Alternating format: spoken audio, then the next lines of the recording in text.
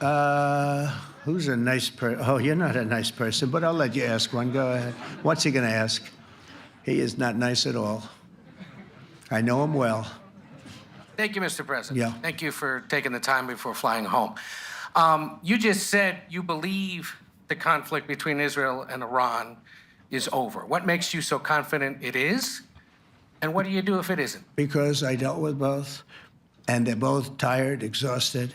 They fought very, very hard and very viciously, very violently, and they were both satisfied to go home and get out. And can it start again? I guess someday it can. It could maybe start soon. I think a big telltale sign was when, as you know, Iran somewhat, by not much, violated the ceasefire. And Israel had the planes going out that morning, and there were a lot of them, 52 of them. And I said, you got to get them back. And they brought them back. They didn't do anything. They brought them back. It was very good. I thought it was amazing, actually. They have fought a hell of a war. They fought very hard. I think the war ended, actually, when we hit the various nuclear sites with the planes. And I just hope you people can give these pilots, these are the best pilots in the world. They're the best shots in the world. They call them shots. That's what they are. And wait a minute. And I just hope you can give them the respect they deserve, because they came home to fake news. And like, oh, gee, there was hardly any damage. The things are decimated. So, but I think, no, I think they're very much finished. I think Israel's going to get back to doing what they do, and I think that Iran's going to get back. You know, Iran has a huge advantage. They have great oil, and they can do things. I don't see them getting back involved in the nuclear business anymore. I think they've had it. They've been at it for 20 years, and I don't see that happening either. Now, if it does, we're always there. It won't be me. It'll be somebody else, but we're there. We'll have to do something about it. Yes, please, go ahead. Go ahead. Oh, fake news, CNN? Oh, yeah, here we go. Wait till you hear this question. You should really say how great our soldiers and our warriors are. I think everyone appreciates our soldiers and our warriors. I do have two questions for you, Mr. President. You just cited Israeli intelligence on these attacks. Earlier, you said U.S. intelligence was inconclusive. Are you relying on Israeli intelligence for your assessment of the impact of the strikes? No, this is also, Iran made the statement. And it's also, if you read the document that was given, that Pete can talk about if you'd like, the document said it could be very severe damage, but they didn't take that. They said it could be limited or it could be very severe. They really didn't know, other than to say it could be limited or it could be very, very severe. And you didn't choose to put that because it was very early after. Since then, we've collected additional intelligence. We've also spoken to people who have seen the site, and the site is obliterated. And we think everything nuclear is down there. They didn't take it out. Okay, question? Please, go ahead. Go ahead. Yeah. Blue dress. Thank you so much, Mr. President. Yesterday, you said China can now continue to purchase oil from Iran. Yeah. Are you giving up on your maximum pressure campaign? Because there are sanctions right now. With who? On Iran. No, look, they just had a war. The war was fought. They fought it bravely. I'm not giving up. They're in the oil business. I mean, I could stop it if I wanted. I could sell China the oil myself. I don't want to do that. They're going to need money to put that country back into shape. We want to see that happen. Would it? No, if they're going to sell oil, they're going to sell oil. We're not taking over the oil. We could have, you know. I used to say with Iraq, keep the oil. I could say it here, too. We could have kept the oil. No, China is going to want to buy oil. They can buy it from us. They can buy it from other people. But you're going to have to put that country back into shape. It desperately needs money. Yeah. Yeah, please. Here we go. I'm picking the beauties today. Go ahead. Mr. President, Secretary General Rutte has described President Putin as an adversary, a threat, an enemy. Do you view him the same way? And in addition to that, you mentioned General Kane, your chief of staff, the chairman of the Joint Chiefs of Staff. General Kane. Yes. He has said that Mr. Putin has territorial ambitions beyond Ukraine. Do you view that in the same way? It's possible. I mean, it's possible. I know one thing. He'd like to settle. He'd like to get out of this thing. It's a mess for him. He called the other day. He said, "Can I help you with Iran?" I said, "No, you can help me with Russia." Because, you know, in the last few weeks, we took care of India and Pakistan, Kosovo, Serbia. I think on Friday we have coming in, the Congo is coming in, and Rwanda is coming in. That was a vicious war that went on, a machete war, heads chopped off all over Africa. They're coming in. We did 2 others in addition to that. Nobody's ever done anything like this.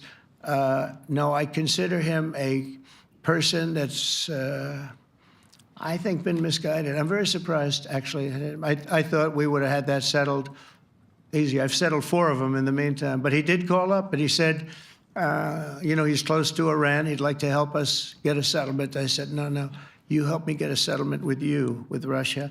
And I think we're going to be doing that, too. Yeah, please. Go ahead, please. Thank you, Mr. President. You've made clear your position on what impact the strikes had. I wanted to ask you what is next with Iran. For instance, is there any indication from U.S. intelligence that Iran was able to move any material, including No, just the uranium? opposite. We think we hit them so hard and so fast they didn't get to move. And if you knew about that material, it's very hard and very dangerous to move. It's called, in many people, they call it dust, but it's very, very heavy. It's very, very hard to move. And they were way down. You know, they're 30 stories down. They're literally 30, 35 stories down underground. You think you got it all? Oh, yeah, we think we got it. We think it's covered with granite, concrete, and steel.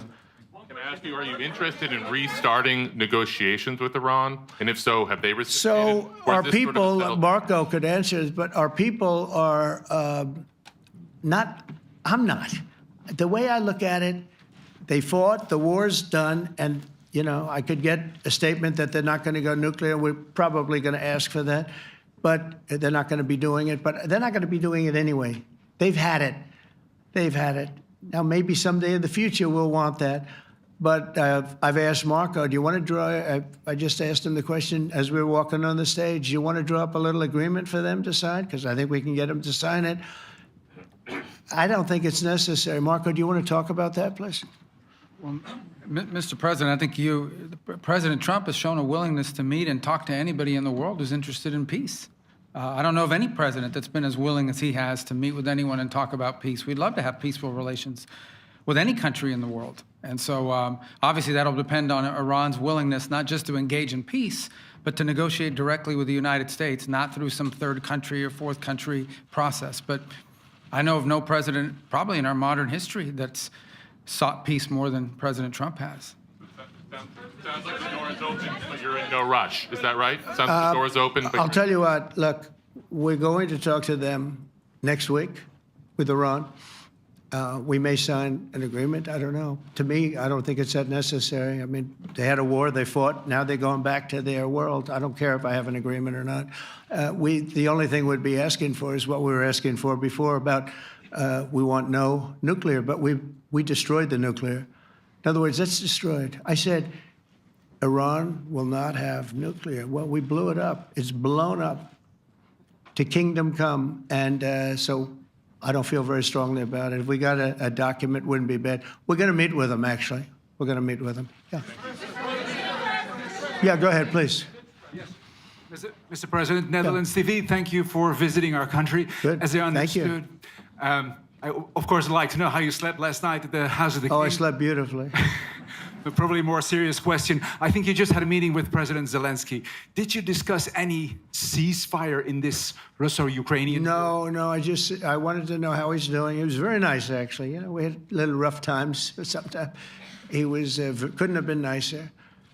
I think he'd like to see an end to this. I do. I think what I took from the meeting couldn't have been nicer, actually. But I took from the meeting that he'd like to see it end.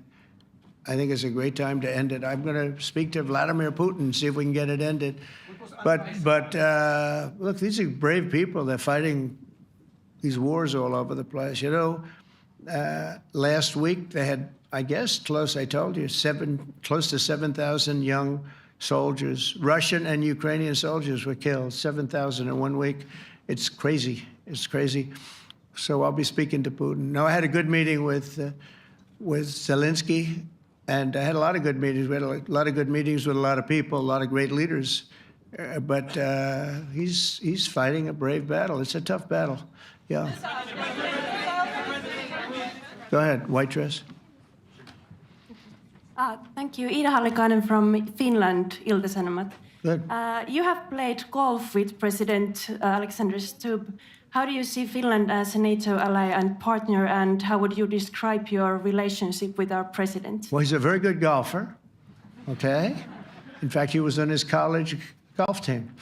He went to a good college in the South, as you know, a very good college, and he was a good golfer. We had a good time. I think my relationship's great. I want to buy icebreakers. You know, you're very good at icebreakers. And I actually made him an offer. I didn't go to Congress. They'll try and impeach me for this. But there's an old, it's not old, it's fairly new, but it's used icebreaker. And I offered him about 1/3 of what he asked for. But we're negotiating. We need icebreakers in the U.S. And if we can get some inexpensively, I'd like to do that. Actually, they'll fix it up, make it good.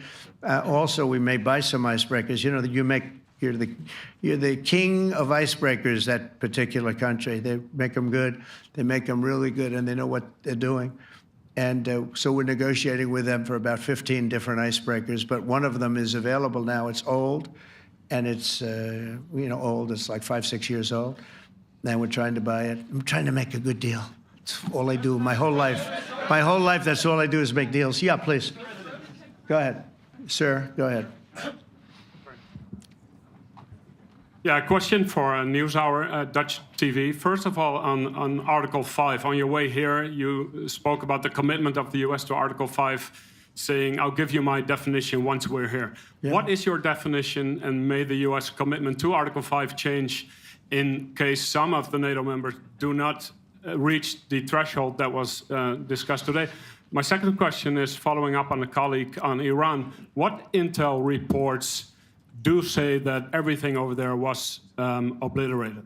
Yeah, well, there are numerous of those reports, and they're coming out fast and furious. But the most respected ones we've already seen.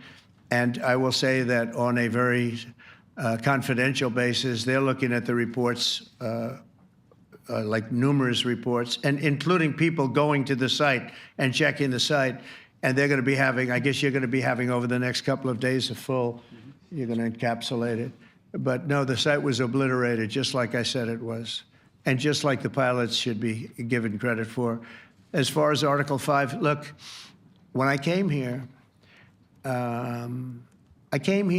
because it was something I'm supposed to be doing, but I left here a little bit differently. I said, I watched the heads of these countries get up, and the love and the passion that they showed for their country was unbelievable. I've never seen quite anything like it. They want to protect their country, and they need the United States. And without the United States, it's not going to be the same. And you can ask Mark, or you can ask any of the people that were there. It was really moving to see it.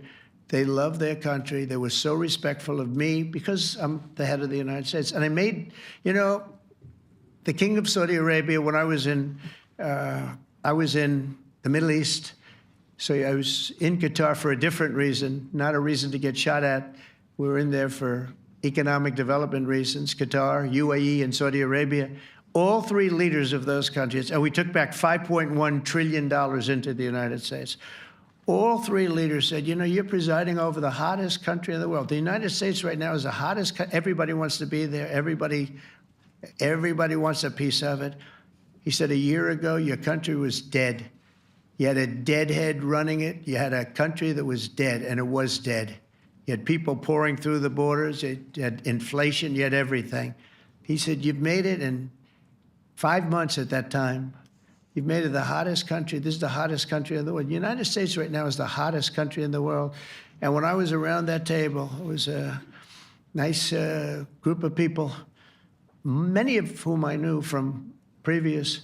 When I saw the passion they had for the country, almost everyone, and you probably have the tapes, it was very public, but almost every one of them said, thank God for the United States. Without the United States, they couldn't really have NATO. It wouldn't work. It wouldn't work. It will in the future because now they're paying much more money. But it wouldn't work. It was great. And I left here differently. I left here saying that these people really love their countries. It's not a ripoff, and we're here to help them protect their country. Okay, we'll do one or two more.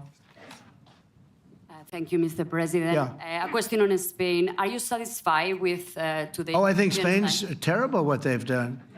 No, I do. They're the only country that won't pay the full up. They want to stay at 2%. I think it's terrible. And, you know, they're doing very well. The economy is very well. And that economy could be blown right out of the water with something bad happening. You know, Spain is the only country that... Are you from Spain? Yeah. Good, congratulations. You're the only country that is not paying. I don't know what the problem is. I think it's too bad. So we'll make it up. You know what we're going to do? We're negotiating with Spain on a trade deal. We're going to make them pay twice as much. And I'm actually serious about that. We're going to make Spain... I like Spain. I have so many people from Spain that it's a great place and they're great people. But Spain is the only country out of all of the countries that refuses to pay. And, you know, so they want a little bit of a free ride. But they'll have to pay it back to us on trade because I'm not going to let that happen. It's unfair. It's unfair to NATO. All right, sir, please. Go ahead, right in the back. Yeah, you, tall one. The tall man. Mr. President, Johannes Petra from Austrian National Television. How are you? You once said that you would end the Ukraine war in 24 hours. You later said you said that sarcastically. Well, of course it was sarcastic. But you've now been in office for 5 months and 5 days. Why have you not been able to end the Ukraine war? Because it's more difficult than people would have any idea. Vladimir Putin has been more difficult. Frankly, I had some problems with Zelensky. You may have read about him. And it's been more difficult than other wars. I mean, look, we just ended a war in 12 days that was simmering for 30 years, frankly. We ended Rwanda and the Congo. It's coming to sign the documents. We've already signed basic documents, but they're coming, I think, to the White House on Friday. We ended, Serbia was going to go at it. But maybe the most important of all, India and Pakistan. And that wasn't whether or not they may someday have nukes like we're talking about in the Middle East, like we're talking about with Israel and Iran. This is they have nuclear weapons.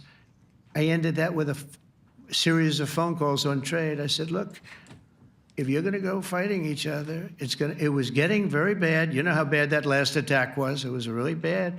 If you're going to go fighting each other, we're not doing any trade deal. No, no, no, you have to do a trade deal. I said, we're not doing any trade deal. And in fact, I had the general, who was very impressive. The general from Pakistan was in my office last week. You know, Prime Minister Modi is a great friend of mine. He's a great gentleman. He's a great man. And I got them to reason. I said, we're not doing a trade deal if you're going to fight. And if you're going to fight each other, we're not doing a trade deal. And you know what? They said, no, I want to do the trade deal. We stopped the nuclear war. Go ahead. Go ahead, Jeff. Here's another beauty, Jeff. He's a beauty, all right. Go ahead. Mr. President, to follow up on Ukraine, will the United States contribute any more money to Ukraine's defense this year to the $5 billion that allies are giving? And one question, you had another meeting with the Dutch opposition leader, Mr. Wilders. Can you tell us about that meeting? And are you upset about his anti-Muslim stance? I'm not upset about it. It's just his view. He's unhappy with the way things are going in this country and various countries. He was an opposition leader. And I was asked to meet with the opposition leader by the people that are running. I think they have some deal where if you have a meeting, you're supposed to meet with an opposition leader. I said, that's strange. We don't do that. But I met with I didn't know him. He seemed like a very nice guy, but he's in opposition to the current people, and that was set up by the current people. So I assume when I met with the prime minister, you're supposed to meet with the opposition. We'll have to try that sometime in our country. Let's not do it. But I thought he was very good. As far as money going, we'll see what happens. There's a lot of spirit. Look, Vladimir Putin really has to end that war. People are dying at levels that people haven't seen before for a long time. Go ahead. Go ahead. White shirt. Oh, she's all excited. So, BBC News Ukrainian. I would Where are like you to ask from? you- I'm from Ukraine. Oh, So my wow. question to you is whether or not the U.S. is ready to sell anti-air missile systems Patriot to Ukraine. We know that Russia has been pounding Ukraine really heavily right now. Are you and, living yourself now in Ukraine? my husband is there. Wow. and- I can see you're very, it's amazing. And me with the kids, I'm in Warsaw actually, because he wanted me to be. Is your husband a soldier? No? He's, He's there now? yeah, Wow. That's rough stuff, right? That's tough. And you're living here? in Warsaw. And you're a reporter? I am. Good. So let me just tell you, they do want to have the anti-missile missiles, okay, as they call them, the Patriots. And we're going to see if we can make some available, They're very hard to get. We need them too. We were supplying them to Israel, and they're very effective, 100% effective. Hard to believe how effective. And they do want that more than any other thing, as you probably know. That's a very good question, and I wish you a lot of luck. I mean, I can see it's very upsetting to you. So say hello to your husband, okay? Thank you. Go ahead. Thank you. Thank you, Mr. President. You were criticizing Where are you from? Bloomberg News. Oh, Bloomberg. That's you were wonderful. you were criticizing the Federal Reserve Chair before coming to this summit. Yeah, I think he's terrible. I was wondering if you've begun interviewing different candidates for the Fed pick. Yeah, I know within 3 or 4 people who are going to pick. I mean, he goes out pretty soon, fortunately, because I think he's terrible. We have no inflation. We have a tremendous economy. Hundreds of billions of dollars of tariff money is pouring in. Factories are being built because they don't want to pay the tariffs, so they're building them all over the country. I think we're close to $15 trillion. I told you $5.1 trillion from the Middle East alone, but of investment money coming in. There's never been anything like that in the history of our country. But we have no inflation. And we have borrowing because Biden, stupidly, they did short-term debt. So we have borrowing coming up.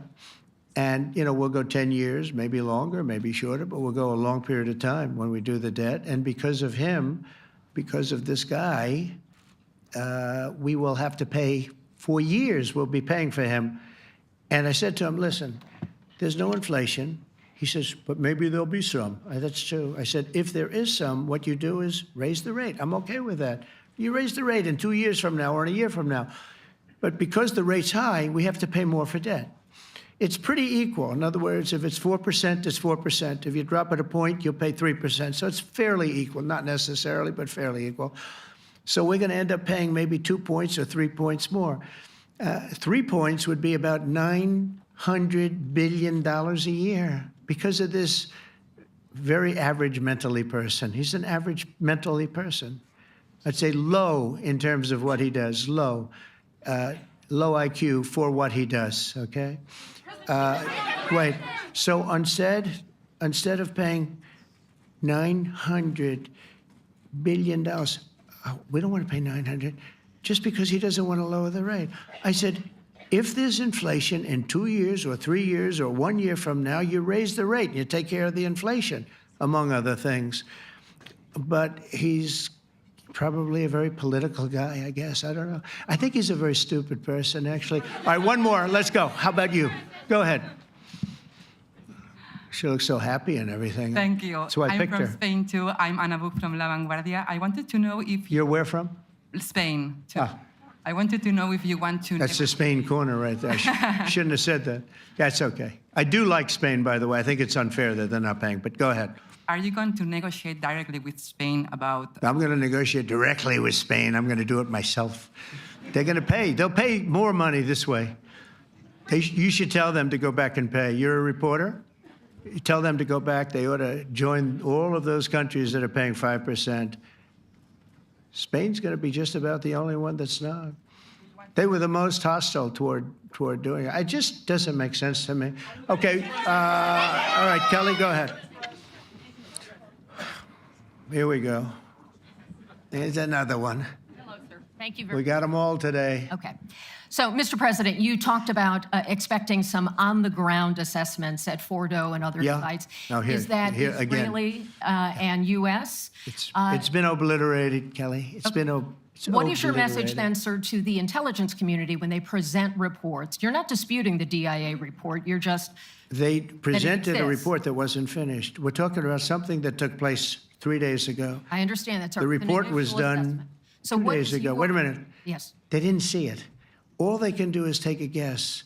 Now, if you take a look at the pictures, if you take a look how it's all blackened, you know the fire and brimstone is all underground because it's granite and it's all underground. You don't show it. But even there, with all of that being said, the whole area for 75 yards around the hole where it hit is black with fire. The group that's run by this gentleman, in fact, you may want to talk about it for a second because we're going to issue a report.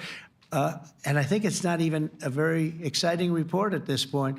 It's been obliterated, totally obliterated. And they did a report, but it was like, if you look at the dates, it's just a few days after it Understood, happened. sir. So they didn't see it. They said it may be very severe. Go Understood. ahead. Do you have a message for the intelligence community, though, in terms of unvarnished information getting to you, that it's not... I don't really have a message. I would say issue the report when you know what happened. I wouldn't say that it could be severe or maybe not. They use the word severe.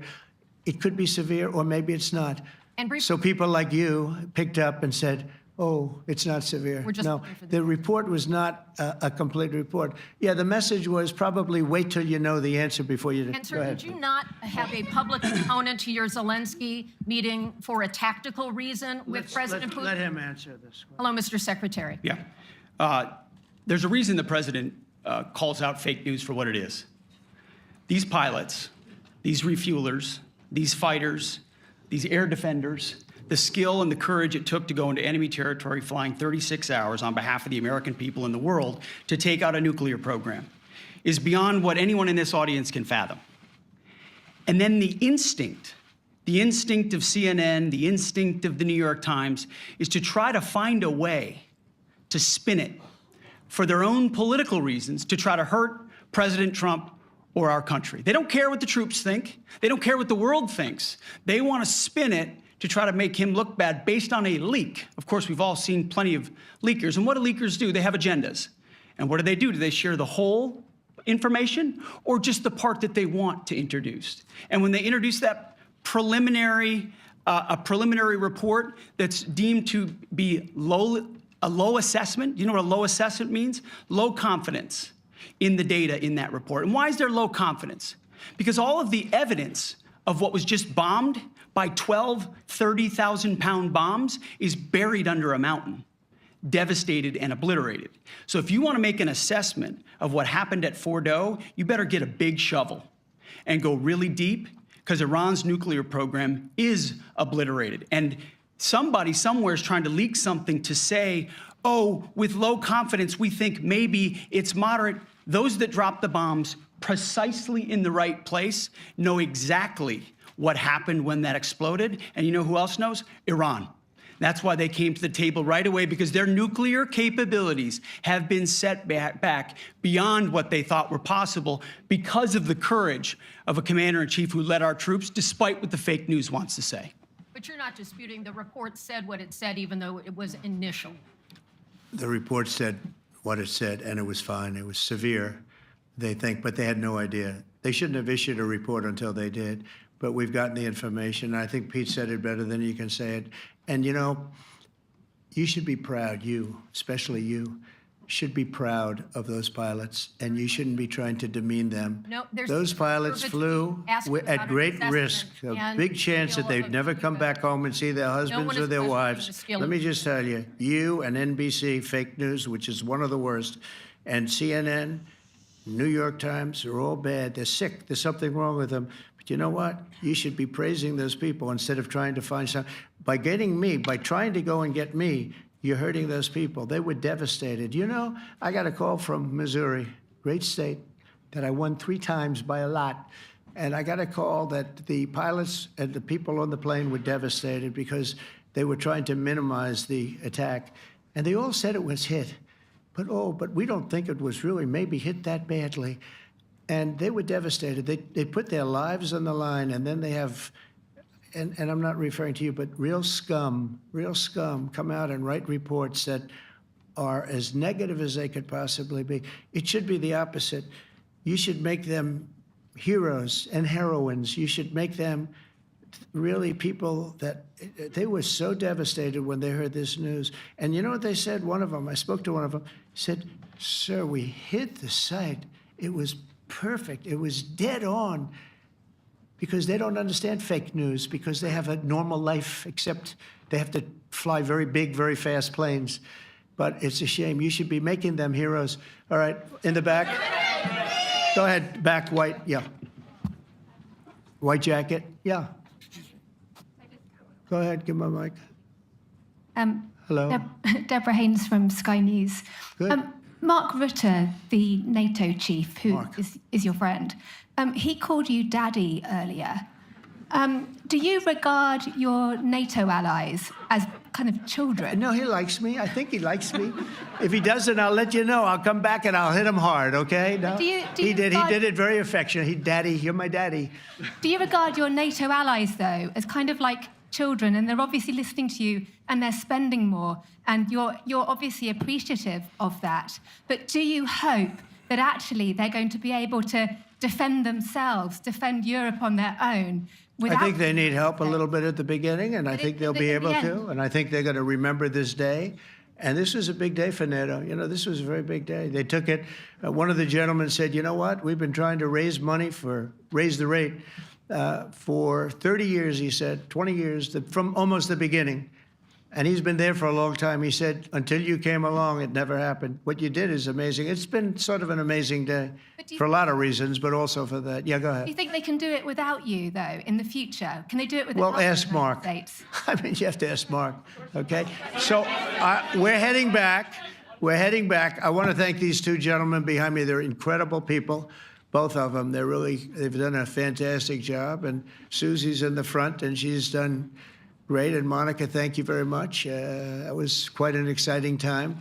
And we're going to be heading back. We'll be back soon, and we'll see you in Washington, D.C. Remember this, we have the hottest country anywhere in the world. Thank you very much, everybody. Thank you.